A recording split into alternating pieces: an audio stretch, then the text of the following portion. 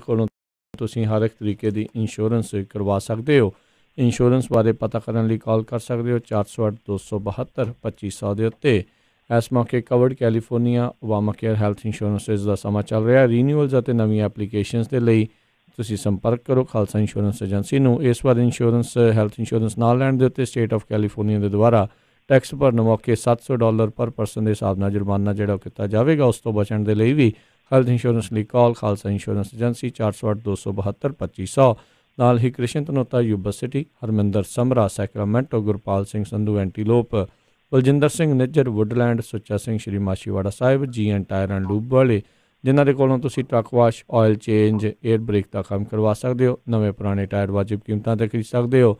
ਸੈਂਟਾਨੈਲਾ ਮਡੇਰਾ ਦੇ ਵਿੱਚ ਲੋਕੇਸ਼ਨ ਨੇ। ਕਾਲ ਕਰੋ Nimma Sahota 209-277-0113। West Coast truck driving school Fresno ਵਾਲੇ ਜਿਹੜੇ ਕਿ ਤੁਹਾਨੂੰ ਟਰੱਕ ਦਾ ਲਾਇਸੈਂਸ ਵਧੀਆ ਸਿਖਲਾਈ ਦੇ ਕੇ ਘੱਟ ਸਮੇਂ 'ਚ ਲੈਣ 'ਚ ਸਹਾਇਤਾ ਕਰਦੇ ਨੇ। ਕਾਲ ਅਜੀਤ ਅਟਵਾਲ 559-374-4541।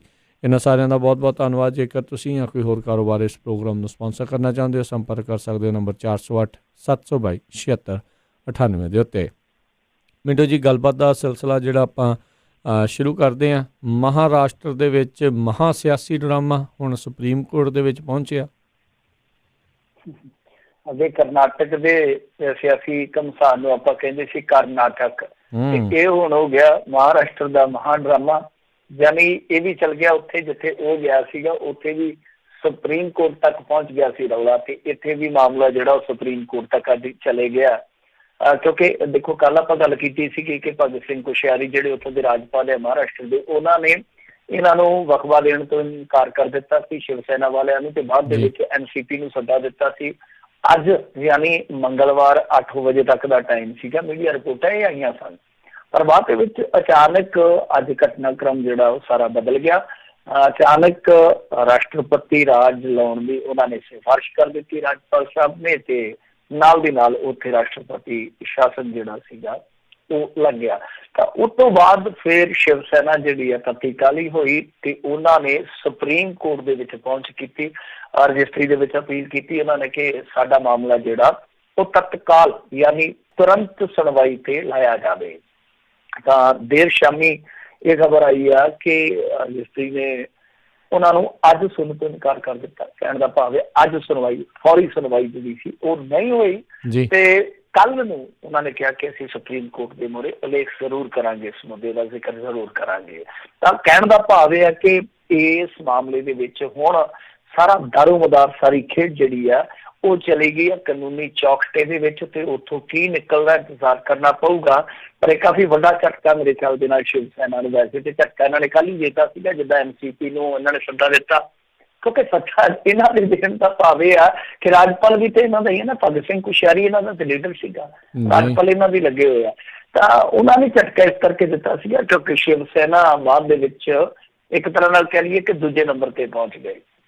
ਕਿੱਥੇ NCP ਨੂੰ ਕਹਿ ਰਹੇ ਸੀਗੇ ਕਿ ਤੁਸੀਂ ਸਾਨੂੰ ਮੁੱਖ ਮੰਤਰੀ ਬਣਾ ਦਿਓ, ਸਪੋਰਟ ਦੇ ਦਿਓ, ਕਿੱਥੇ ਸੱਦਾ ਉਹਨਾਂ ਨੂੰ ਮਿਲ ਗਿਆ ਅੱਧੀ ਫੂਕ ਤੇ ਮੁੱਦੇ ਦੀ ਉੱਥੇ ਨਿਕਲ ਗਈ। ਹੁਣ ਰਹਿੰਦੀ ਖੁੰਦੀ ਰਾਸ਼ਟਰਪਤੀ ਸ਼ਾਸਨ ਲਾ ਕੇ ਉਹਨਾਂ ਨੇ ਕੱਢ ਦਿੱਤੀ ਹੈ। ਤੇ ਇਸ ਦਰਮਿਆਨ ਮੇਰੇ ਖਿਆਲ ਦੇ ਨਾਲ ਭਾਜਪਾ ਜਿਹੜੀ ਹੈ ਉਹ ਯਤਨ ਇਹ ਕਰੂਗੀ ਕਿ ਜੋੜ ਤੋਂ ਨਾ ਹੀ ਲਾਉਣਾ ਪਵੇ, ਸਿੱਧੇ ਤੌਰ ਤੇ ਇਸ ਤਰ੍ਹਾਂ ਟਾਲ ਮਟੋਲ ਕਰਕੇ ਇਲੈਕਸ਼ਨ 'ਚ ਜਾਇਆ ਜਾਵੇ, ਤੇ ਉਦੋਂ ਅਸੀਂ ਦੱਸੀ ਜਾਵੇ ਕਿ ਵੇਖੋ ਭਾਈ ਸਾਨੂੰ ਤੁਸੀਂ ਮੈਂਡੇਟ ਜੇ ਨਾ ਦਿਓਗੇ ਤੇ ਰਲ ਕੇ ਖੇਡਣ ਵਾਲੇ ਆ ਸਾਰੇ। ਵੱਖ-ਵੱਖ ਤੁਰਿਆਂ ਤੇ ਖੜੇ ਲੋਕ ਜਿਹੜੇ ਆ ਉਹ ਸੱਤਾ ਲਈ ਕਿਵੇਂ ਮਿਲ ਜਾਂਦੇ ਆ, ਤੁਹਾਡੇ ਸਾਹਮਣੇ ਨਜ਼ੀਰ ਆ। ਸੋ ਕਿਰਪਾ ਕਰਕੇ ਤੁਸੀਂ ਸਾਨੂੰ ਵੋਟ ਦਿਓ। ਬਾਕੀ ਰਾਜਨੀਤੀ 'ਚ ਕੀ ਹੋਣਾ ਕੋਈ ਵੀ ਸਮਝ ਨਹੀਂ ਆਉਂਦੀ, ਕੁਛ ਵੀ ਜੋ ਪ੍ਰੈਡਿਕਸ਼ਨ ਨਹੀਂ ਕੀਤੀ ਜਾ ਸਕਦੀ, ਕਿਉਂਕਿ ਰਾਜਨੀਤੀ ਬਾਰੇ ਉਹ ਕਿਸੇ ਨੇ ਬਹੁਤ ਖੂਬਸੂਰਤ ਕਿਹਾ ਕਿ ਸਮਝਣੇ ਹੀ नहीं देती सियासत हमको सच्चाई, कभी चेहरा नहीं मिलता, कभी दर्पण नहीं मिलता। ਜੀ ਜੀ ਜੀ ਅਗਲੀ ਜਿਹੜੀ ਮਿੰਟੂ ਜੀ ਗੱਲ ਕਰਦੇ ਹਾਂ 550ਵੇਂ ਪ੍ਰਕਾਸ਼ ਦਿਹਾੜੇ ਦੇ ਸਮਾਗਮ ਹੁਣ ਸਮਾਪਤੀ ਵੱਲ। ਰਾਸ਼ਟਰਪਤੀ ਹੁਣਾਂ ਨੇ ਵੀ ਕਹਿੰਦੇ ਪੱਗ ਬੰਨ੍ਹ ਕੇ ਕੀਤੀ ਸ਼ਿਰਕਤ। ਹਾਂਜੀ ਬਿਲਕੁਲ, ਬੜਾ ਸੋਹਣਾ ਦ੍ਰਿਸ਼ ਹੁੰਦਾ ਜਦੋਂ ਇਸ ਤਰ੍ਹਾਂ ਦੇ ਜਿਹੜੇ VIPs ਆ ਜਾਂ ਜਿਹੜੇ ਵੱਡੇ ਅਹੁਦੇਦਾਰ ਆ ਦਸਤਾਰ ਬੰਨ੍ਹਦੇ ਆ ਕੇ ਪੰਜਾਬੀ 'ਚ ਬੋਲਣਾ ਸ਼ੁਰੂ ਕਰਦੇ ਆ। ਹਾਲਾਂਕਿ ਪੰਜਾਬੀ ਦੇਖੋ ਉਹਨਾਂ ਦੀ ਚਲੋ ਇੰਨੀ ਗੂੜੀ ਨਹੀਂ ਹੁੰਦੀ, ਪਰ ਫਿਰ ਵੀ ਜਦੋਂ ਬੋਲਦੇ ਆ ਤੇ ਸੋਹਣੇ ਲੱਗਦੇ ਆ, ਅੱਛੇ ਲੱਗਦੇ ਆ। ਤਾਂ ਇਹ ਸਮਾਗਮ ਜਿਹੜੇ ਚੱਲ ਰਹੇ ਵੈਸੇ ਤੇ ਪਿਛਲੇ ਕਈ ਦਿਨਾਂ ਤੋਂ ਚੱਲਦੇ ਪਏ ਆ, ਤਾਂ ਇਹ ਜਿਹੜੇ ਸਮਾਗਮ ਆ ਹੁਣ ਸਮਾਪਤੀ ਵਾਲੇ ਪਾਸੇ ਵੱਧਦੇ ਪਏ ਆ। ਮੇਰੇ ਖਿਆਲ ਦੇ ਨਾਲ ਥੋੜੀ ਦੇਰ ਪਹਿਲਾਂ ਇੱਕ ਅਨਾਉਂਸਮੈਂਟ ਵੀ ਹੋ ਰਹੀ ਸੀਗੀ ਕਿ ਲੇਜ਼ਰ ਸ਼ੋਅ ਖਤਮ ਹੋ ਗਿਆ, ਹੁਣ ਆਤਿਸ਼ਬਾਜ਼ੀ ਹੋਏਗੀ।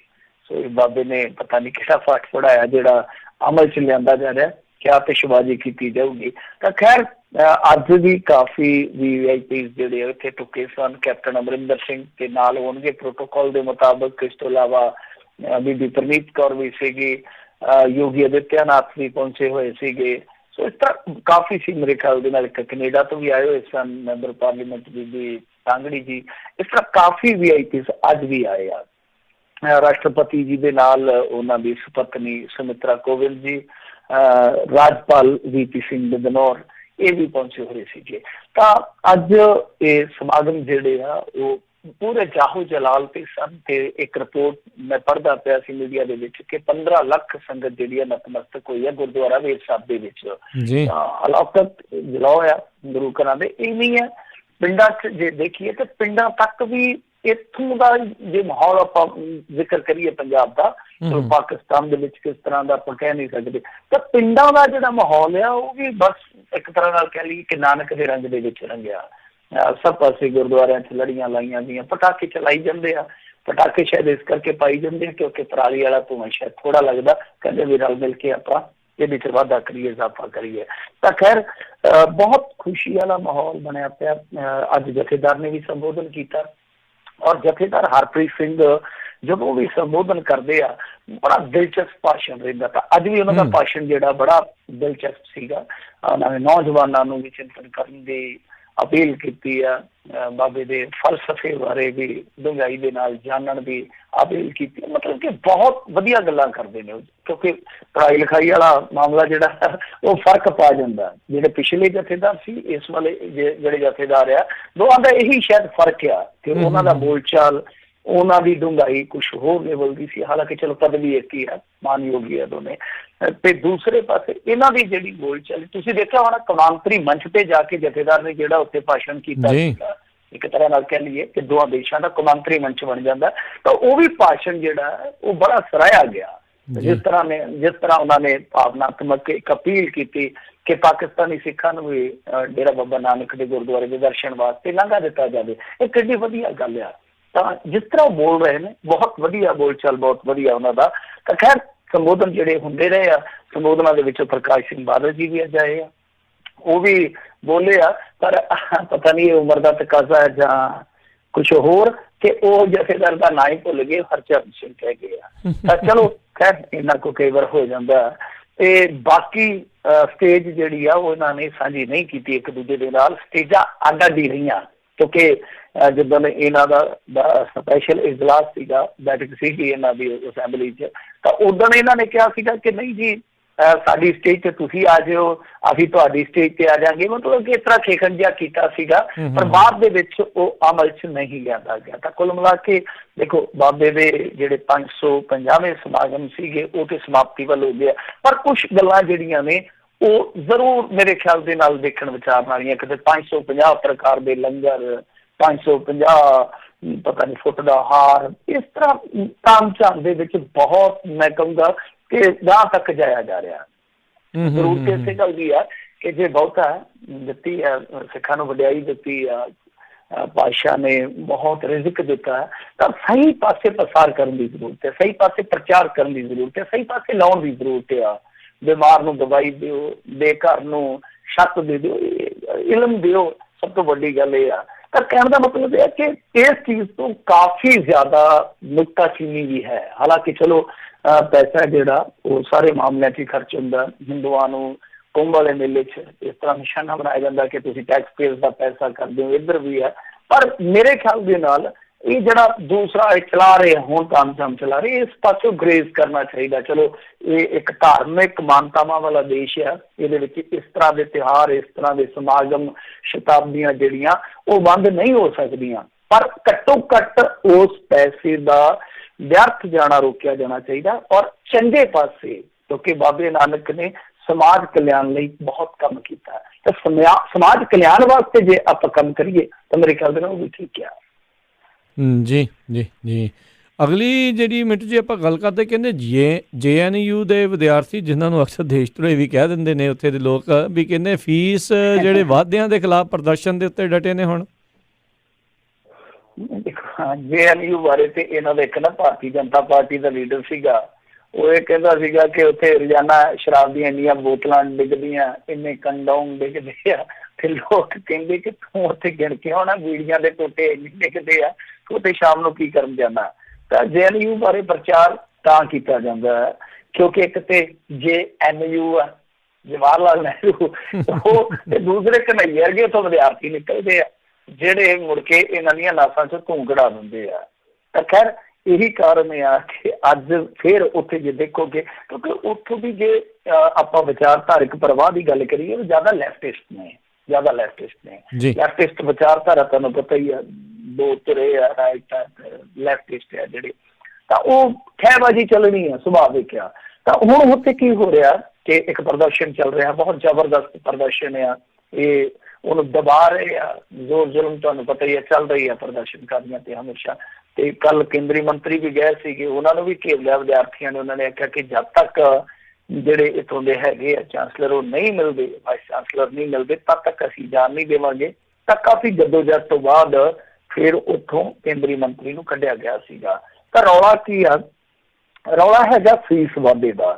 ਫੀਸ ਵਾਧੇ ਦਾ ਕੀ ਚੱਕਰ ਆ ਕਿ ਦੇਖੋ ਰਾਜਕਰਮਵੀਰ ਸਿੰਘ ਜੀ JNU ਹੈ ਨਾ, ਜਿਹੜਾ JNU ਆਪਾਂ ਕਹਿ ਸਕਦੇ ਹਾਂ ਸੁਪਨਿਆਂ ਨੂੰ ਪਰ ਲਾਉਣ ਵਾਲਾ, ਪਰ ਸੁਪਨੇ ਗਰੀਬ ਸੁਪਨਿਆਂ ਨੂੰ ਪਰ ਲਾਉਣ ਵਾਲਾ ਇੱਕ ਸੰਸਥਾਨ ਹੈ। ਬਹੁਤ ਗਰੀਬ ਘਰਾਂ ਦੇ ਬੱਚੇ ਪੜ੍ਹਦੇ। ਹੁਣ ਕਨਈਆ ਕਿੱਥੋਂ ਆਇਆ ਸੀਗਾ, ਯਾਦ ਕਰੋ ਜਰਾ, ਉਹ ਆਇਆ ਸੀਗਾ ਬਿਹਾਰ ਦੇ ਇੱਕ ਦੂਰ ਦਰਾਜ ਇਲਾਕੇ 'ਚ, ਬੇਗੂਸਰਾਏ ਦੇ ਇੱਕ ਪਿੰਡ ਦੇ ਵਿੱਚ। ਹੁਣ ਬੇਗੂਸਰਾਏ ਤੋਂ ਆ ਕੇ ਇੱਥੇ ਪੜ੍ਹਨਾ ਉਹ ਕਿਹਦੇ ਹਿੱਸੇ ਆਏਗਾ? ਜਿਹੜਾ ਉੱਥੇ ਲਾਗੇ ਤਾਂ ਜਿਹੇ ਕਾਰਪੋਰੇਟ ਘਰਾਣਿਆਂ ਦੀ ਯੂਨੀਵਰਸਿਟੀ ਦਾ ਖਰਚਾ ਨਹੀਂ ਚੁੱਕ ਸਕਦਾ। ਫਿਰ ਏਦਾਂ ਹੀ ਲਾ ਲਓ ਹੋਰ ਜਿਹੜੇ ਵਿਦਿਆਰਥੀ ਸੀ, ਕੋਈ ਜੰਮੂ ਕਸ਼ਮੀਰ ਦਾ, ਕੋਈ ਫਲਾਨ, ਕੋਈ ਧਮਕਾ, ਮਤਲਬ ਕਿ ਇਹ ਬਹੁਤ ਸਧਾਰਨ ਘਰਾਂ ਚੋਂ ਆਉਂਦੇ ਆ ਵਿਦਿਆਰਥੀ ਉਚੇਰੀ ਸਿੱਖਿਆ ਵਾਸਤੇ। ਤਾਂ ਉੱਥੇ ਕੀ ਆ ਕਿ ਇਹਨਾਂ ਨੇ ਫੀਸਾਂ ਦੇ ਵਿੱਚ ਇਜ਼ਾਫਾ ਕੀਤਾ। ਜਿੱਦਾਂ ਮੈਥ ਸਿਕਿਉਰਿਟੀ ਸੀਗੀ ਜਿਹੜੀ ਵੈਸੇ ਰਿਫੰਡੇਬਲ ਹੁੰਦੀ ਹੈ ਮੇਰੇ ਖਿਆਲ ਦੇ ਨਾਲ, ਜਿੰਨਾ ਕੁ ਮੈਨੂੰ ਪਤਾ, ਹੋਸਟਲਾਂ ਵਗੈਰਾ ਦੀ ਜਿਹੜੀ ਹੁੰਦੀ ਹੈ ਸਿਕਿਉਰਿਟੀ, ਪਰ ਮੁੰਡਿਆਂ ਦੀ ਘੱਟ ਹੀ ਹੁੰਦੀ ਹੈ ਕਿਉਂਕਿ ਘਾਟਾ ਵਾਧਾ ਹੋ ਜਾਂਦਾ। ਤਾਂ ਉਹ 5500 ਸੀਗੀ, ਉਹ ਵਧਾ ਕੇ ਕਰ ਦਿੱਤੀ ਇਹਨਾਂ ਨੇ 12000। ਹੁਣ ਤੁਸੀਂ ਦੇਖੋ 5500 ਤੋਂ ਸਿੱਧਾ 12000 ਕਰ ਦੇਣਾ। ਉਹ ਸਿਕਿਉਰਿਟੀ ਦਾ ਬਹੁਤ ਪੰਗਾ ਹੁੰਦਾ ਵੱਡਾ ਕਿਸੇ ਗਰੀਬ ਵਾਸਤੇ। ਹੁਣ ਦੇਖੋ ਪਹਿਲਾਂ 12000 ਰੁਪਇਆ ਬੱਚੇ ਦੀ ਮੈਥ ਦਾ ਸਿਕਿਉਰਿਟੀ ਦਾ ਇੰਤਜ਼ਾਮ ਜਿਹੜਾ ਉਹ ਬਹੁਤ ਔਖਾ ਹੋ ਜਾਂਦਾ। ਫਿਰ ਜਿੱਦਾਂ ਸਿੰਗਲ ਕਮਰੇ ਦਾ ਜਿਹੜਾ ਰੈਂਟ ਸੀਗਾ ਅੱਗੇ 20 ਰੁਪਏ ਸੀ, ਉਹ ਸਿੱਧਾ ਹੀ ਵਧਾ ਕੇ 600 ਰੁਪਇਆ ਕਰ ਦਿੱਤਾ ਗਿਆ। ਡਬਲ ਕਮਰੇ ਦਾ ਜਿਹੜਾ ਕਿਰਾਇਆ ਸੀਗਾ ਉਹ 10 ਰੁਪਏ ਤੋਂ ਵਧਾ ਕੇ 300 ਰੁਪਏ ਤੱਕ ਕਰ ਦਿੱਤਾ ਗਿਆ। ਹਾਲਾਂਕਿ ਜਿਹੜਾ ਯੂਟਿਲਿਟੀ ਚਾਰਜ ਆ ਉਹ ਇਹਨਾਂ ਨੇ ਇਸਤੇਮਾਲ ਦੇ ਹਿਸਾਬ ਨਾਲ ਰੱਖਿਆ। ਸਰਵਿਸ ਚਾਰਜ ਜਿਹੜਾ ਬਿਲਕੁਲ ਜ਼ੀਰੋ ਸੀਗਾ ਉਹ ਇਹਨਾਂ ਨੇ ਵਧਾ ਕੇ 1700 ਕਰ ਦਿੱਤਾ ਪਰ ਮੰਥ ਦਾ। ਫਿਰ ਜੇ ਆਪਾਂ ਲਾ ਲਈਏ ਗੱਲ ਕਿ ਕਰੋਕਰੀ ਹੈ ਜਿਹੜੇ, ਉਹ ਵੀ ਇਹਨਾਂ ਨੇ ਥੋੜ੍ਹਾ ਬਹੁਤਾ ਮੇਰੇ ਖਿਆਲ ਦੇ ਨਾਲ ਕੀਤਾ। ਬਾਕੀ ਚੀਜ਼ਾਂ ਤੇ ਉੱਥੇ ਦੀਆਂ ਉੱਥੇ ਹੀ ਆ। ਤਾਂ ਕਹਿਣ ਦਾ ਭਾਵ ਇਹੋ ਆ ਕਿ ਇਹ ਚੀਜ਼ਾਂ ਜਿਹੜੀਆਂ ਵਧਾਈਆਂ ਗਈਆਂ, ਵੇਖਣ ਨੂੰ ਸੁਣਨ ਨੂੰ ਜਿੰਦੀ ਜੇਬ ਤੇ ਭਾਰ ਚੱਲਦੀ ਆ, ਜਿਹੜਾ ਬੰਦਾ ਸਰਮਾਏਦਾਰੀ ਦਾ ਬਹੁਤਾ ਨਹੀਂ ਥੋੜਾ ਮੂੰਹ ਚੱਟਦਾ, ਉਹਦੇ ਲਈ ਤੇ ਬੜੀਆਂ ਮਾਮੂਲੀ ਗੱਲਾਂ ਯਾਰ ਕਿ ਕੀ ਆ 300 ਕਮਰੇ ਦਾ 600 ਕਮਰੇ ਦਾ ਇਸ ਜ਼ਮਾਨੇ 'ਚ ਕੀ ਮੁੱਕਤ ਹੈ ਇੰਨੇ ਕੁ ਪੈਸੇ ਦੀ, ਖਾਸ ਤੌਰ ਤੇ ਅਸੀਂ ਪੰਜਾਬੀ। ਔਰ ਜੇ ਕੋਈ ਮੈਥ ਸਿਕਿਉਰਿਟੀ ਕਰੇ ਕੀ ਹੈ 5500 ਰੁਪਏ ਅੱਜ ਦੇ ਜ਼ਮਾਨੇ 'ਚ ਕੀ ਹੈ ਜੇ 12,000 ਕਰਾਉਣਾ ਪਵੇ, ਪਰ ਇੱਕ ਗਰੀਬ ਬੰਦੇ ਲਈ ਬਹੁਤ ਔਖਾ ਹੈ ਜੀ। ਇੱਕ ਗਰੀਬ ਕਿਸਾਨ ਹੈ, ਸੋਚੋ ਗਰੀਬ ਕਿਸਾਨ ਆ ਜਿਹਦੀ ਆਮਦਨ ਕੁਛ ਹਜ਼ਾਰ ਰੁਪਏ ਮਹੀਨੇ ਦੀ।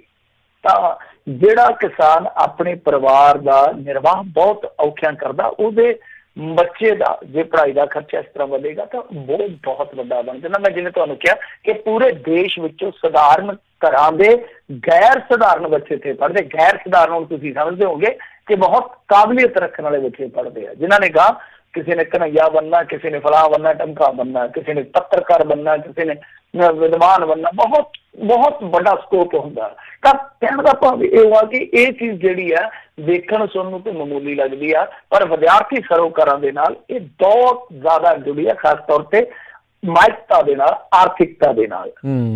ਜੀ ਬਿਲਕੁਲ। ਅਗਲੀ ਜਿਹੜੀ ਮਿੰਟੂ ਜੀ ਗੱਲ ਕਰਦੇ, ਕਹਿੰਦੇ ਹੁਣ ਕੈਪਟਨ ਦੇ ਵੀ ਸੁਰ ਪਏ ਨੇ ਥੋੜੇ ਨਰਮ, ਆਖਿਰਕਾਰ ਕਹਿੰਦੇ ਖਾਨ ਦਾ ਕਰਤਾ ਧੰਨਵਾਦ। ਚਲੋ ਦੇਰ ਆਏ ਦਰੁਸਤ ਆਏ, ਜੇ ਇਹਨਾਂ ਨੂੰ ਇੰਨੀ ਕੁ ਅਕਲ ਆ ਗਈ। ਵੈਸੇ ਮੈਂ ਤਾਂ ਵੇਖਦਾ ਪਿਆ ਸੀਗਾ ਕਿ ਇਹਨਾਂ ਦਾ ਨਾ ਮੁਕਾਬਲਾ ਹੀ ਚੱਲਦਾ ਪਿਆ ਪਿਛਲੇ ਸੁਖਬੀਰ ਸਿੰਘ ਬਾਦਲ ਹੋਰਾਂ ਦੇ ਨਾਲ, ਬਹੁਤ ਤਕੜਾ ਮੁਕਾਬਲਾ ਸੀਗਾ, ਕਿਉਂਕਿ ਉਹਨਾਂ ਦਾ ਵੀ ਕੋਈ ਦਿਨ ਖਾਲੀ ਨਹੀਂ ਜਾਂਦਾ। ਖਾਸ ਤੌਰ ਤੇ ਅੰਤਲੇ ਤੇ ਕੁਛ ਜਿਹੜੇ ਦੋ ਕੁ ਸਾਲ ਸੀਗੇ ਨਾ, ਇਸ ਤਰ੍ਹਾਂ ਦੇ ਸੀਗੇ ਕਿ ਕਿਸੇ ਨਾ ਕਿਸੇ ਪਾਸਿਓ ਲੱਠੀ ਲਾਈ ਹੁੰਦੀ ਪਈ ਹੁੰਦੀ ਸੀ ਸੋਸ਼ਲ ਮੀਡੀਆ ਤੇ। ਇਹਨਾਂ ਦਾ ਮੇਰੇ ਖਿਆਲ ਦੇ ਨਾਲ ਮਨਸ਼ਾ ਇਹੋ ਸੀਗਾ ਕਿ ਜੋ ਉਹਨਾਂ ਨੇ 7-8 ਸਾਲਾਂ ਚ ਕਰਨਾ ਸ਼ੁਰੂ ਕੀਤਾ ਸੀ, ਆਪਾਂ 2 ਸਾਲਾਂ ਚ ਕਰਕੇ ਦਿਖਾਉਣਾ, ਰਿਕਾਰਡ ਤੋੜ ਦੇਣੇ ਆਪਾਂ ਸਾਰੇ। ਇੰਨਾ ਜ਼ਿਆਦਾ ਜਨਤਾ ਨੇ ਇਹਨਾਂ ਨੂੰ ਟਰੋਲ ਕੀਤਾ। ਸ਼ਾਇਦ ਉਹ ਗੱਲ ਜਿਹੜੀ ਆ ਉਹ ਮਾੜੀ ਮੋਟੀ ਪਹੁੰਚੀ ਆ ਕਿ ਤੁਸੀਂ ਅੱਜ ਦੇ ਦੌਰ ਦੇ ਵਿੱਚ ਦਿਨ ਚੜੇ ਤੋਂ ਇਹ ਨਹੀਂ ਕਹਿ ਸਕਦੇ ਆਪਣੇ ਮੰਤਰੀ ਨੂੰ ਕਿ ਹਾਂ ਭਾਈ ਤੂੰ ਕਹਿ ਦੇ ਰਾਤ ਆ, ਉਹ ਰਾਤ ਕਹਿ ਦੇਵੇ, ਰਾਣੀ ਨੂੰ ਕਹਿ ਦਿਓ ਉਹ ਰਾਤ ਕਹਿ ਦੇਵੇ, ਸੰਤਰੀ ਨੂੰ ਕਹਿ ਦਿਓ ਉਹ ਰਾਤ ਕਹਿ ਦੇਵੇ। ਪਰ ਪਬਲਿਕ ਨੂੰ ਜੇ ਤੁਸੀਂ ਆਖੋਗੇ ਕਿ ਨਹੀਂ ਭਾਈ ਸਾਹਿਬ ਚਿੱਟੇ ਦਿਨ ਚ ਕਹਿ ਦਿਓਗੇ ਕਿ ਰਾਤ ਹੈ, ਤੂੰ ਕਹਿਣਗੇ ਭਰਾ ਤੂੰ ਇਹ ਰਾਤ ਆਪਣੇ ਮੋਤੀ ਮਹਿਲ ਚ ਹੀ ਰੱਖ ਲਾ। ਅਸੀਂ ਨਹੀਂ ਮੰਨਦੇ ਇਸ ਚੀਜ਼ ਨੂੰ। ਸੋ ਇਹ ਜ਼ਮਾਨਾ ਇਸ ਤਰ੍ਹਾਂ ਦਾ ਹੈ। ਤਾਂ ਲੱਗਦਾ ਕਿ ਥੋੜ੍ਹੀ ਬਹੁਤ ਉਹਨਾਂ ਨੂੰ ਸੱਚਾਈ ਹੈ ਜਿਹੜੀ ਉਹ ਪਤਾ ਲੱਗੀ ਹੈ। ਸੋ ਇਹਨਾਂ ਨੇ ਹੁਣ ਇਮਰਾਨ ਖਾਨ ਦਾ ਵੀ ਧੰਨਵਾਦ ਕੀਤਾ ਔਰ ਨਾਲ ਨਰਿੰਦਰ ਮੋਦੀ ਦਾ ਵੀ ਧੰਨਵਾਦ ਕੀਤਾ। ਦੇਖੋ ਅਸੀਂ ਕਹਿੰਦੇ ਕਿ ਬਿਲਕੁਲ ਸਹੀ ਕੀਤਾ ਇਹਨਾਂ ਨੇ, ਨਰਿੰਦਰ ਮੋਦੀ ਦਾ ਵੀ ਧੰਨਵਾਦ ਕਰਨਾ ਬਣਦਾ ਹੈ, ਸ਼ੁਕਰਾਨਾ ਉਹਨਾਂ ਦਾ ਵੀ ਕਰੋ।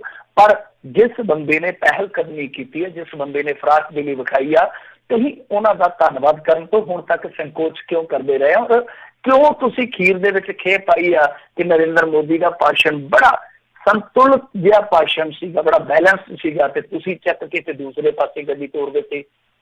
ਤਾਂ ਚਲੋ ਹੁਣ ਵੀ ਜੋ ਹੋਇਆ ਸੋ ਠੀਕ ਹੋਇਆ। ਪਰ ਮੇਰੇ ਖਿਆਲ ਦੇ ਨਾਲ ਇੱਕ ਇੱਥੇ ਸਵਾਲ ਉੱਠੇਗਾ, ਜੇ ਤੁਸੀਂ ਅੱਜ ਕਹਿੰਦੇ ਹੋ ਕਿ ਇਮਰਾਨ ਖਾਨ ਨੇ ਠੀਕ ਕੀਤਾ, ਅਸੀਂ ਧੰਨਵਾਦ ਕਰਦੇ ਹਾਂ, ਤੇ ਫਿਰ ਸਿੱਧੂ ਦਾ ਵੀ ਲੱਗਦੇ ਆ ਹੱਥ ਥੋੜਾ ਜਿਹਾ ਧੰਨਵਾਦ ਕਰਦੇ ਉਹਦੇ ਵਾਰੀ ਤੁਹਾਨੂੰ ਵੱਖੀ ਚੋਂ ਪੀੜ ਕਿਉਂ ਨਿਕਲਦੀ ਆ? ਸੱਚਾਈ ਤੇ ਸੱਚਾਈ ਆ ਨਾ। ਚਲੋ ਜੇ ਧੰਨਵਾਦ ਨਹੀਂ ਕਰਨਾ ਉਹਦੇ ਮਗਰ ਉਹ ਲੰਗੋਟੀ ਕੱਸ ਕੇ ਲੱਗੇ ਪਏ ਭੱਜ ਪਾ ਲੈ, ਥੋੜਾ ਜਿਹਾ ਬਚਾਈ ਕਰ ਦਿਓ, ਥੋੜਾ ਜਿਹਾ ਕਹਿ ਦਿਓ ਕਿ ਨਹੀਂ ਯਾਰ ਸਿੱਧੂ ਨੇ ਐਸਾ ਕੋਈ ਦੇਸ਼ ਦਾ ਕੋਈ ਵਾਲ ਵਿੰਗਾ ਨਹੀਂ ਕੀਤਾ, ਐਸਾ ਕੋਈ ਨੁਕਸਾਨ ਨਹੀਂ ਕੀਤਾ ਕਿ ਤੁਸੀਂ ਉਹਨੂੰ ਰਾਸ਼ਟਰ ਧਰੋਹੀ, ਦੇਸ਼ ਧਰੋਹੀ, ਪਤਾ ਨਹੀਂ ਕਿਆ ਕਿਆ ਕਹਿ ਰਹੇ ਹੋ। ਜੀ ਜੀ ਜੀ। ਅਗਲੀ ਜਿਹੜੀ ਗੱਲ ਕਰਦੇ, ਕਹਿੰਦੇ ਨਗਰ ਕੀਰਤਨ ਵਿੱਚ ਮੂਰਤੀ ਪੇਸ਼ਕਾਰੀ ਨੂੰ ਜਾਗੋ ਪਾਰਟੀ ਨੇ ਗਲਤ ਦੱਸਿਆ। ਜਾਗੋ ਪਾਰਟੀ ਪਹਿਲਾਂ ਸਾਫ਼ ਕਰ ਦਿਓ ਕਿਉਂਕਿ ਕਈ ਵੀਰ ਕਿਤੇ ਗੂਗਲ ਤੋਂ ਨਾ ਪੁੱਛਦੇ ਹੋਣ ਤੇ ਅੱਗੋਂ ਜਵਾਬ ਮਿਲੇ ਕਿ ਸ਼ਾਵਾ ਬਈ ਹੁਣ ਜਾਗੋ ਆਈ ਹੈ। ਇਹ ਜਾਗੋ ਜਿਹੜੀ ਆ ਇਹ ਹੈਗੀ ਆ ਜਗ ਆਸਰਾ ਗੁਰੂ ਓਠ, ਜਥੇਦਾਰ ਸੰਤੋਖ ਸਿੰਘ ਪਾਰਟੀ ਸਮਝ ਗਏ ਹੋਣਗੇ, ਯਾਨੀ ਇਹ ਹੈਗੀ ਆ ਮਨਜੀਤ ਸਿੰਘ ਜੀਕੇ ਹੋਰਾਂ ਦੀ ਪਾਰਟੀ ਜਾਗੋ। ਤਾਂ ਇਹਨਾਂ ਨੇ ਹੁਣ ਇਸ ਚੀਜ਼ ਦਾ ਨੋਟਿਸ ਲਿਆ ਜੋ ਦਿੱਲੀ ਸਿੱਖ ਗੁਰਦੁਆਰਾ ਪ੍ਰਬੰਧਕ ਕਮੇਟੀ ਵੱਲੋਂ ਨਗਰ ਕੀਰਤਨ ਚ ਮੂਰਤੀਆਂ ਦੀ ਝਾਕੀ ਕੱਢੀ ਗਈ ਸੀਗੀ। ਤਾਂ ਇਹਨਾਂ ਨੇ ਕਿਹਾ ਕਿ ਇਹ ਤੇ ਇਸ ਤਰ੍ਹਾਂ ਹੀ ਆ ਕਿ ਆਉਣ ਵਾਲੇ ਸਮੇਂ ਦੇ ਵਿੱਚ ਸ਼ਾਇਦ ਤੁਸੀਂ ਨਾਨਕ ਲੀਲਾ ਹੀ ਚਲਾ ਲਓਗੇ।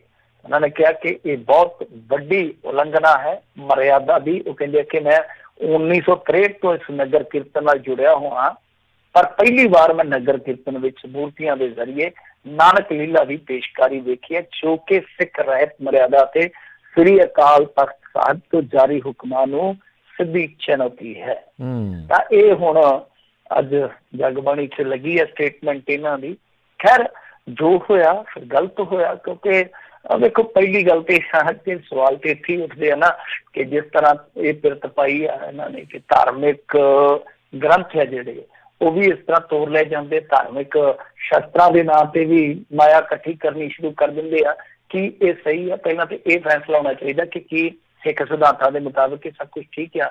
ਜਦੋਂ ਤੁਸੀਂ ਇਸ ਤਰ੍ਹਾਂ ਦੀ ਰਵਾਇਤ ਤੋਰੀ ਆ ਤਾਂ ਫਿਰ ਬਹੁਤ ਹੱਦ ਤੱਕ ਰਲਦਾ ਮਿਲਦਾ ਹੀ ਹੈ ਤੁਹਾਡਾ, ਕਿਉਂਕਿ ਉਧਰ ਦੇਖੋ ਤੁਸੀਂ ਆਪ ਹੀ ਕਹਿੰਦੇ ਹੋ ਕਿ ਹਿੰਦੂ ਜਿਹੜੇ ਆ ਉਹ ਸਾਡੇ ਸਿੱਖ ਧਰਮ ਤੇ ਲਗਾਤਾਰ ਹਮਲੇ ਕਰਦੇ, ਪਰ ਰੀਸੋ ਰੀਸ ਤੁਸੀਂ ਕਰਦੇ ਹੋ ਮੂਰਤੀਆਂ ਰੱਖ ਕੇ ਅੱਗੇ ਕੱਢਦੇ ਹੀ ਝਾਕੀਆਂ। ਘੱਟੋ ਘੱਟ ਕੇ ਫਿਰ ਤੁਸੀਂ ਕਿਹੜੇ ਪਾਸੇ ਤੁਰੇ ਫਿਰਦੇ ਹੋ ਇਹ ਵੀ ਵੇਖਣਾ ਪਊ, ਵਿਚਾਰਨਾ ਪਊ। ਤੇ ਫਿਰ ਹੁਣ ਜੇ ਇਸ ਤਰ੍ਹਾਂ ਮੂਰਤੀਆਂ ਰੱਖੀਆਂ ਜਾ ਰਹੀਆਂ ਨੇ ਕਿ ਗੁਰੂ ਨਾਨਕ ਦੇ ਇਸ ਤਰ੍ਹਾਂ ਦੇ ਸਮਾਗਮ ਤੇ ਜਿੱਥੇ ਮੂਰਤੀ ਪੂਜਾ ਦਾ ਉਹਨਾਂ ਨੇ ਬਹੁਤ ਰੱਜ ਕੇ ਖੰਡਨ ਕੀਤਾ, ਇਹਨਾਂ ਕਰਮ ਕਾਂਡਾਂ ਦਾ ਉਹਨਾਂ ਨੇ ਕੋਰ ਨਿੰਦਿਆ ਵਰਤਾਰਾ ਰੱਖਿਆ, ਤਾਂ ਉੱਥੇ ਤੁਸੀਂ ਇਸ ਤਰ੍ਹਾਂ ਜੇ ਮੂਰਤੀਆਂ ਰੱਖ ਕੇ ਚੱਲ ਪਾਓਗੇ ਤੇ ਫਿਰ ਦੂਜੇ ਨੂੰ ਦੋਸ਼ ਕੀ ਦੇ ਸਕਦੇ ਹੋ?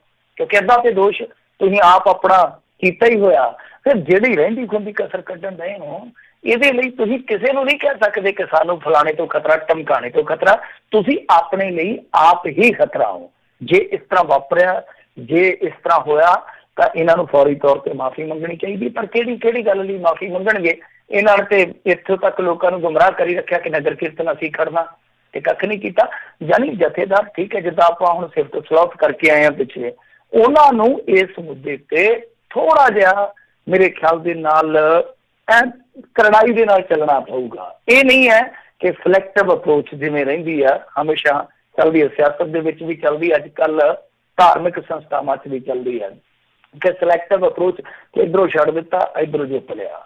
ਹੁਣ ਜਿਵੇਂ ਇਹਨਾਂ ਨੇ ਪਿੱਛੇ ਨਾਲ ਦੀ ਨਾਲ ਹੀ ਢੱਡਰੀਆਂ ਵਾਲੇ ਦੇ ਕਰ ਦਿੱਤੇ ਸੀਗੇ ਵਾਰੰਟ ਕਿ ਐਂ ਕਰੋ ਜੀ, ਇਹਨਾਂ ਦੀ ਕਰੋ ਜਾਂਚ ਪੜਤਾਲ, ਫਲਾਣੇ ਨੂੰ ਘੇਰ ਲਓ, ਧਮਕਾਣੇ ਨੂੰ ਘੇਰ ਲਓ। ਮਤਲਬ ਕਿ ਜਦੋਂ ਇਸ ਤਰ੍ਹਾਂ ਦੀ ਗੱਲ ਦਿੱਲੀ ਕਮੇਟੀ ਚੋਂ ਨਿਕਲਦੀ ਆ, ਦਿੱਲੀ ਕਮੇਟੀ ਚੋਂ ਇਹ ਨਹੀਂ ਹੈ, ਬਹੁਤ ਸਾਰੀਆਂ ਚੀਜ਼ਾਂ ਨਿਕਲਦੀਆਂ ਕਿ ਉੱਥੇ RSS ਦਾ ਪ੍ਰਭਾਵ ਹੈ ਜਿਹੜਾ ਉਹ ਸਿੱਧੇ ਜਾਂ ਸਿੱਧੇ ਢੰਗ ਨਾਲ ਉੱਥੇ ਕਬੂਲਿਆ ਜਾ ਰਿਹਾ ਹੈ। ਤਾਂ ਇਹਨਾਂ ਚੀਜ਼ਾਂ ਦਾ ਨੋਟਸ ਜਿਹੜਾ ਜਥੇਦਾਰ ਨੂੰ ਲੈਣਾ ਚਾਹੀਦਾ। ਮੈਂ ਜਿਵੇਂ ਕਿ ਕਿਹਾ ਕਿ ਉਹਨਾਂ ਤੋਂ ਉਮੀਦਾਂ ਬਹੁਤ ਜਾਗੀਆਂ ਨੇ ਲੋਕਾਂ ਦੀਆਂ। ਜੀ ਜੀ ਜੀ। ਅਗਲੀ ਜਿਹੜੀ ਗੱਲ ਕਰਦੇ, ਕਹਿੰਦੇ ਰਾਜੋਆਣਾ ਹੁਣਾਂ ਦੀ ਫਾਂਸੀ ਦੀ ਜਿਹੜੀ ਸਜ਼ਾ ਮਾਫ ਹੋਣ ਦੇ ਹੁਣ ਚਰਚੇ ਚੱਲੇ ਨੇ।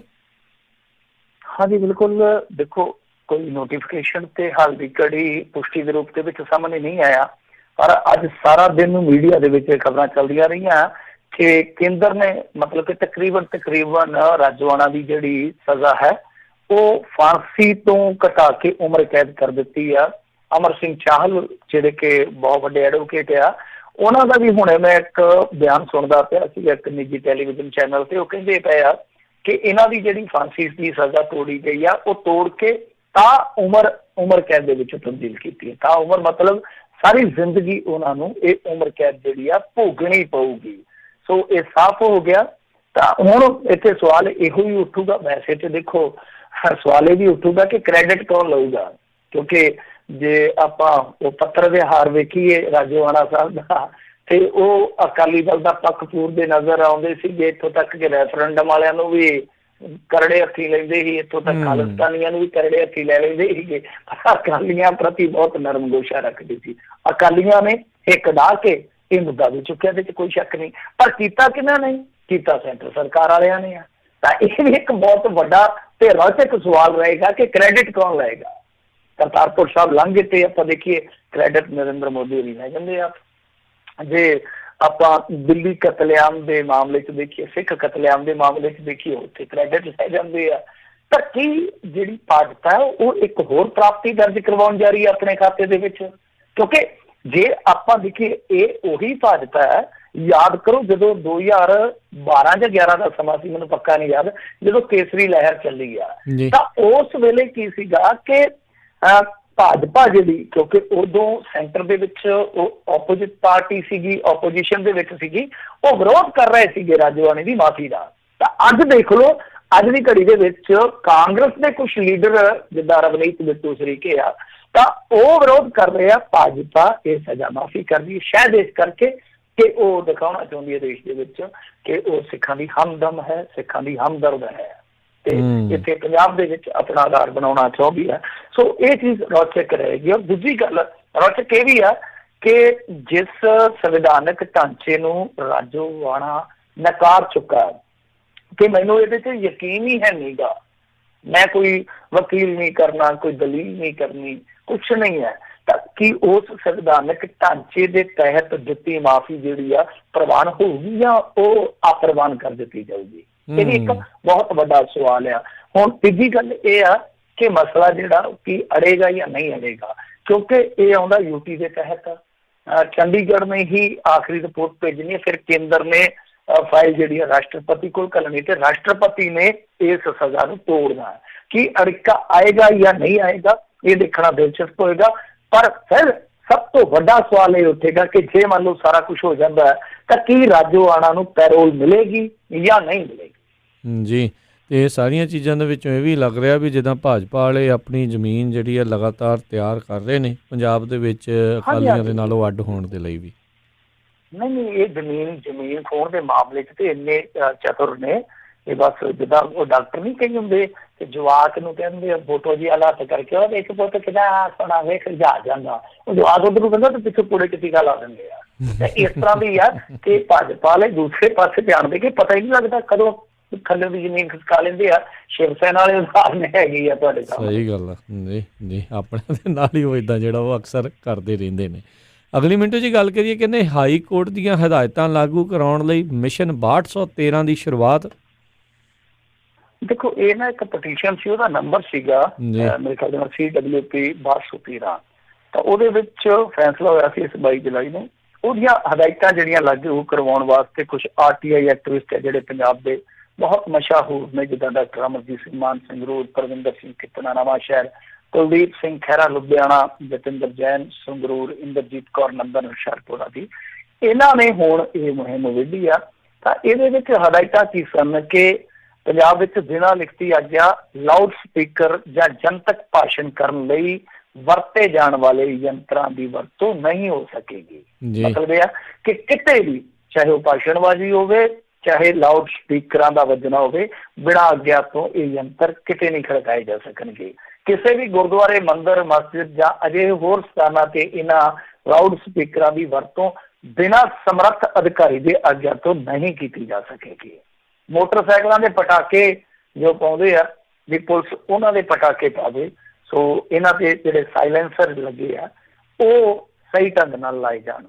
ਤਾਂ ਬਾਕੀ ਇੱਕ ਹਦਾਇਤ ਸੀਗੀ ਕਿ ਕਿਤੇ ਵੀ ਅਸ਼ਲੀਲ ਜਾਂ ਨਸ਼ਿਆਂ ਨੂੰ ਉਤਸ਼ਾਹਿਤ ਕਰਨ ਵਾਲੇ ਗਾਣੇ ਜਿਹੜੇ ਉਹ ਨਹੀਂ ਵਜਾਏ ਜਾ ਸਕਣਗੇ ਤੇ ਨਾ ਹੀ ਲਾਈਵ ਪ੍ਰੋਗਰਾਮਾਂ ਦੇ ਵਿੱਚ ਗਾਏ ਜਾ ਸਕਣਗੇ। ਹਦਾਇਤਾਂ ਦੇਖੋ ਹੁਣ ਕਿੰਨੀਆਂ ਤਕੜੀਆਂ ਨੇ। ਸੋ ਇਹਨਾਂ ਸਾਰੀਆਂ ਹਦਾਇਤਾਂ ਨੂੰ ਲਾਗੂ ਕਰਵਾਉਣ ਵਾਸਤੇ ਇਹ ਐਕਟਿਵਿਸਟ ਹੈ ਜਿਹੜੇ ਉਹ ਮੈਦਾਨ 'ਚ ਨਿਕਲੇ ਆ। ਮੇਰੇ ਖਿਆਲ ਦੇ ਨਾਲ ਲੋਕਾਂ ਨੂੰ ਸਾਥ ਦੇਣਾ ਚਾਹੀਦਾ।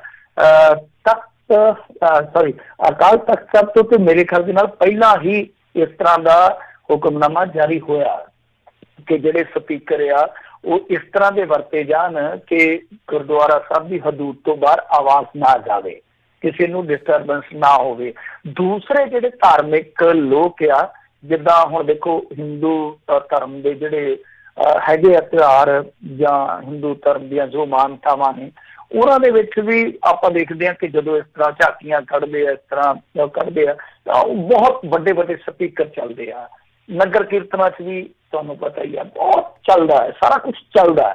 ਤੇ ਜੇ ਤੇ ਦੇਖੋ ਹੁਣ ਹਰੇਕ ਧਰਮ ਵਾਲਾ ਜਾਂ ਹਰੇਕ ਪੈਰੋਕਾਰ ਜਿਹੜਾ ਉਹ ਆਪਣੇ ਹਿਸਾਬ ਨਾਲ ਚੱਲੇ ਕਿ ਪਹਿਲਾਂ ਇਹਨਾਂ ਨੂੰ ਰੋਕੋ, ਪਹਿਲਾਂ ਇਹਨਾਂ ਨੂੰ ਰੋਕੋ, ਫਿਰ ਗੱਲ ਨਹੀਂ ਬਣਨੀ। ਕਿਉਂਕਿ ਦੇਖੋ ਕੰਨ ਪਾੜਵਾ ਸ਼ੋਰ ਹੈ ਜਿਹੜਾ ਸਭ ਲਈ ਖਤਰਨਾਕ ਆ, ਸਭ ਲਈ ਖਤਰਨਾਕ ਆ।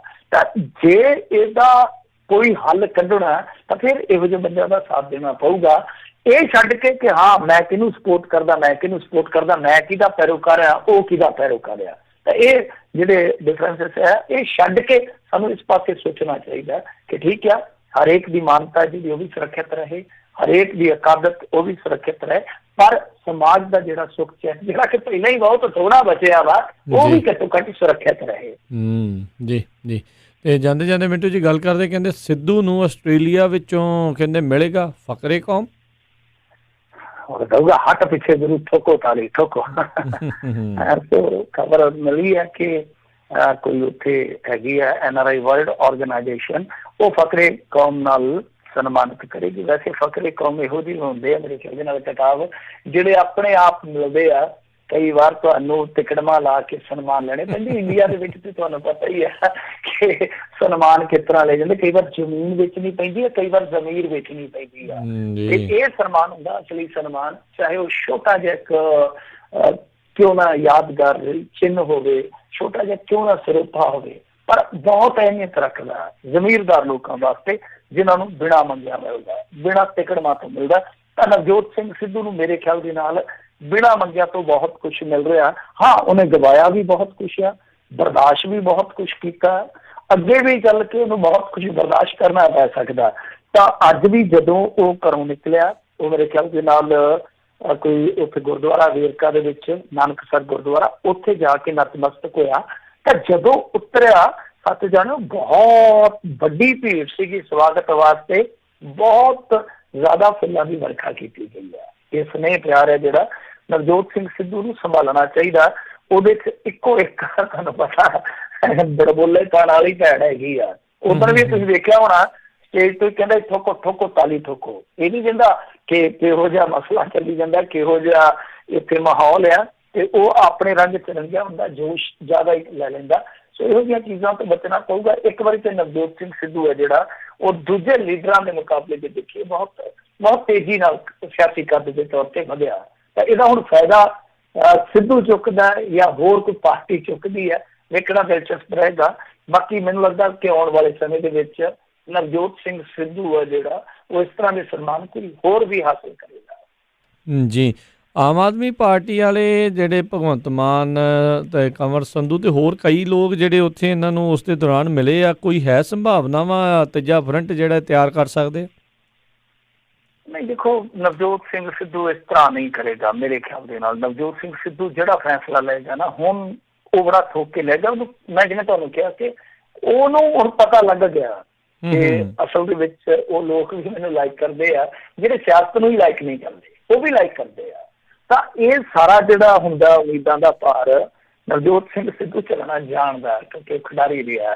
ਤਾਂ ਇਹਨਾਂ ਨੂੰ ਮੇਰੇ ਖਿਆਲ ਦੇ ਨਾਲ ਦੇਖੋ ਇਸ ਤਰ੍ਹਾਂ ਆਮ ਆਦਮੀ ਪਾਰਟੀ ਦੀ ਸਾਲ ਉਹਦੇ ਵਿੱਚ ਹੈ, ਇਸ ਤਰ੍ਹਾਂ ਬਹੁਤ ਔਖਾ ਮਨਾਉਣਾ ਸਿੱਧੂ ਨੂੰ ਇੱਧਰ ਲਿਆਉਣਾ। ਬਾਕੀ ਰਾਜਨੀਤੀ 'ਚ ਸੰਭਾਵਨਾਵਾਂ ਜਿਹੜੀਆਂ ਬਣੀਆਂ ਰਹਿੰਦੀਆਂ, ਇਹ ਸੰਭਾਵਨਾਵਾਂ ਹੀ ਆ ਕਿ ਦੇਖੋ ਜਿਹੜੇ ਠਾਕਰੇ ਪਰਿਵਾਰ ਵਾਲੇ ਆ ਇਹ 14 'ਚ ਅੱਡ ਲੜੇ ਸੀ ਭਾਜਪਾ ਦੇ ਨਾਲ, ਯਾਦ ਕਰੋ, ਤੇ ਸਰਕਾਰ ਬਣਾ ਲਈ ਜਦੋਂ ਭਾਜਪਾ ਨੇ NCP ਨਾਲ ਰਲ ਕੇ ਫਿਰ ਵਿੱਚ ਆ ਗਏ ਸੀਗੇ। ਇਹ ਬਹੁਤ ਵੱਡੀ ਸੰਭਾਵਨਾ ਰਹਿੰਦੀ ਰਾਜਨੀਤੀ 'ਚ। ਉਹ ਕੁਛ ਵੀ ਸਕਦਾ ਪਰ ਸਿੱਧੂ ਸੋਚੂਗਾ ਕਿਉਂਕਿ ਸਿੱਧੂ ਮੇਰੇ ਖਿਆਲ ਦੇ ਨਾਲ ਪੰਜਾਬ ਦੇ ਵਿੱਚ ਤੇ ਰਹਿਣਾ ਚਾਹੂਗਾ, ਪਰ ਪਾਰਟੀ ਜਾਂ ਧਿਰ ਜਿਹੜੀ ਆ ਉਹ ਸੋਚ ਸਮਝ ਕੇ ਚੁਣੂਗਾ। ਜੀ ਜੀ, ਕਿਉਂਕਿ ਹੁਣ ਟਪੂਸੀਆਂ ਤਾਂ ਉਹਨੇ ਵੀ ਮਾਰ ਹੀ ਲਈਆਂ ਨੇ, ਇੱਕ ਅੱਧੀ ਹੋਈ ਪਾਰਟੀ ਜਿਹੜੀ ਉਹ ਬਚੀ ਆ। ਹੁਣ ਦੇਖਦੇ ਹਾਂ ਕੀ ਜਿਹੜਾ ਉਸ ਦੇ ਵਿੱਚ ਬਣਦਾ ਹੈਗਾ ਆ। ਤੇ ਮਿੰਟੂ ਜੀ ਬਹੁਤ ਬਹੁਤ ਤੁਹਾਡਾ ਧੰਨਵਾਦ, ਤੁਸੀਂ ਸਾਡੇ ਨਾਲ ਜੁੜੇ, ਇਹਨਾਂ ਖਬਰਾਂ ਬਾਰੇ ਤੁਸੀਂ ਜਾਣਕਾਰੀ ਦਿੱਤੀਆਂ। ਅਗਲੀ ਵਾਰ ਤੱਕ ਲਈ ਬੜੀ ਮਿਹਰਬਾਨੀ। ਪਿਆਰ ਭਰੀ ਸਤਿ ਸ਼੍ਰੀ ਅਕਾਲ ਜੀ। ਸਤਿ ਸ਼੍ਰੀ ਅਕਾਲ ਜੀ। ਤੇ ਸਰੋਤੇ ਇੱਥੇ ਸਾਡਾ ਅੱਜ ਦਾ ਇਹ ਪ੍ਰੋਗਰਾਮ ਆ ਉਹ ਸਮਾਪਤ ਹੈ। ਮਿਲਦੇ ਹਾਂ ਅਗਲੀ ਵਾਰ ਤੱਕ ਲਈ ਮੇਰੇ ਵੱਲੋਂ ਵੀ ਪਿਆਰ ਭਰੀ ਸਤਿ ਸ਼੍ਰੀ ਅਕਾਲ ਜੀ। ਉਹਦੇ ਵਾਸਤੇ ਰਹੋ, ਹੱਸਦੇ ਖੇਲਦੇ ਰਹੋ, ਸੁਣਦੇ ਰਹੋ ਜੀ ਪੰਜਾਬੀ ਰੇਡੀਓ USA।